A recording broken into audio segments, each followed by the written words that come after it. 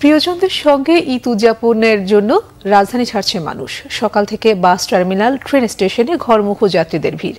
অনলাইনে যারা টিকিট কিনেছেন তারাই প্রবেশ করতে পেরেছেন স্টেশনে। তবে যারা অনলাইনে টিকিট কিনতে পারেননি তাদের কথা মাথায় রেখে স্টেশনের বাইরে বিক্রি হচ্ছে স্ট্যান্ডিং টিকিট। এখন পর্যন্ত কোনো ধরনের শিডিউল বিপর্যয় ছাড়াই দেশের বিভিন্ন গন্তব্যে যেতে পেরেছে ট্রেনের যাত্রীরা। রিপোর্ট করেছেন SM ফয়েজ। স্বজনদের সঙ্গে ঈদ আনন্দ ভাগাভাগি করতে কেউ বাসে, কেউ ট্রেনে, কেউ বা গন্তব্যে ছুটছেন নদীপথে। তবে অনেকেই ট্রেনে ঈদ যাত্রা স্বাচ্ছন্দ্য বোধ করেন। আমরা টিকিট কেটেছি অনলাইনে 20 তারিখে। এখন বাড়িতে মা বাবা ভাই বোন আত্মীয়স্বজন সবাই আছে, তো আমরা সবাই একসাথে ঈদ করবো। সমস্যা হচ্ছে না, ইজিলি ভাবে যেতে পারতেছি। ঈদ করার জন্য শ্বশুর বাড়িতে না কোনো ঝামেলা হচ্ছে না, ভালোই সুন্দরভাবে যেতে পারছি, টিকিটও পাচ্ছি। কমলাপুর রেল স্টেশনের টিকিটবিহীন যাত্রী ঠেকাতে তৈরি করা হয়েছে বাঁশের প্রবেশপথ।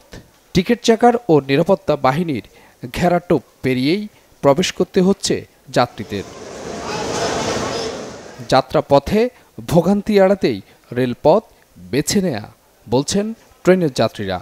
ঈদ যাত্রা এবার ভালো হচ্ছে, কারণ আমি স্টেশনে এসেই দেখছি আমার ট্রেনটা গন্তব্যস্থানে পৌঁছেছে। আমি আশা করতেছি যে জাস্ট টাইমে আমাদের ট্রেনটা ছেড়ে যাবে। ঈদ যাত্রা ভালো হচ্ছে, আমরা সুষ্ঠুভাবে প্ল্যাটফর্মে আসতে পেরেছি। অনেক দিন পর বাসায় যাচ্ছি ক্যান্টনমেন্ট থেকে, অনেক ভালো লাগতেছে, পরিবারের সাথে ঈদ করতে পারবো। তো আমি অনলাইনে টিকিট খুঁজছি, কিন্তু অনলাইনে ওইভাবে টিকিট নাই, কিন্তু এখানে আসছি, এখন দেখি টিটিরে বলে নিজ ব্যবস্থাপনায় আর কি বাসায় যাব। চট্টগ্রাম থেকে পর্যটকে আসছি, পর্যটক এক্সপ্রেস। এখানে আসার পর কিছুক্ষণ বিশ্রাম নেওয়ার পর এই বুড়িমারি এক্সপ্রেসে যাচ্ছি। এটা আজকে অনেক আরামদায়ক হচ্ছে, আমাদের আজকে কোনো বিভ্রান্তি হয় নাই। আমি যাচ্ছি হলো নানু বাড়ি, দাদু বাড়ি, আমার মা বাবার সাথে ঈদ করতে ট্রেনে যাচ্ছি। আমি দাদু বাড়িতে যাচ্ছি। যাত্রা নির্বিঘ্নে করতে সব ধরনের ব্যবস্থা নেওয়া হয়েছে। যখন গার্মেন্টস ছুটি হয় তখন হয়তো একটা চাপ পড়বে, তো সেই চাপ মোকাবিলা করার সামর্থ্য বা প্রস্তুতি আমাদের রয়েছে।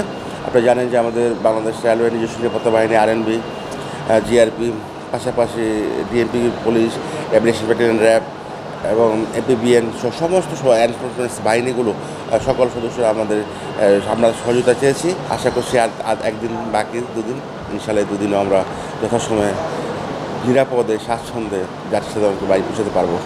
দুর্ঘটনা এড়াতে ট্রেন বা বাসের ছাদে না চড়তে যাত্রীদের অনুরোধ করছেন সংশ্লিষ্টরা। SM Foyez, Bangla Vision, Dhaka.